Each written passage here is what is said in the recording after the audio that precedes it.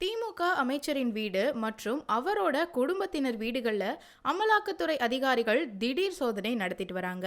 திண்டுக்கல் மாவட்டம் கோவிந்தபுரத்தில் இருக்கக்கூடிய அமைச்சர் பெரியசாமியின் வீட்டுக்கு 3 வண்டிகள்ல வந்த அமலாக்கத்துறை அதிகாரிகள் உள்ளே புகுந்து சோதனை தொடங்கினாங்க. அங்க பாதுகாப்புக்காக துப்பாக்கி ஏந்திய போலீசாரும் நிறுத்தப்பட்டாங்க. சோதனையின் போது அமைச்சர் பெரியசாமியும் வீட்டில் தான் இருந்திருக்காரு. இங்க தான் ஒரு ட்விஸ்ட் நடந்திருக்கு. அமைச்சரின் வீட்டுல சோதனை நடந்த அதே நேரத்துல அவரோட மகன் மற்றும் மகளின் வீடுகள்லையும் சோதனை உட்படுத்தப்பட்டிருக்கு. இந்த தகவல் தெரிஞ்சுக்கிட்ட திமுகவினர் அமைச்சர் வீட்டின் அருகே கூட தொடங்கிட்டாங்க. திண்டுக்கல்லில் 3 இடங்களிலும் ஒரே நேரத்தில் சோதனை நடப்பது அரசியல் வட்டாரத்தில் பெரிய பேச்சுக்குள்ளாயிருக்கு.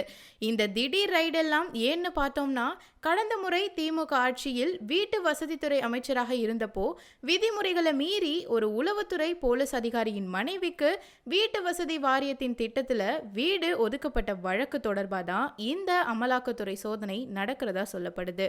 அமலாக்கத்துறையின் இந்த சோதனைக்கு அடுத்தது என்ன நடக்குது என்பதை பொறுத்திருந்து பார்ப்போம்.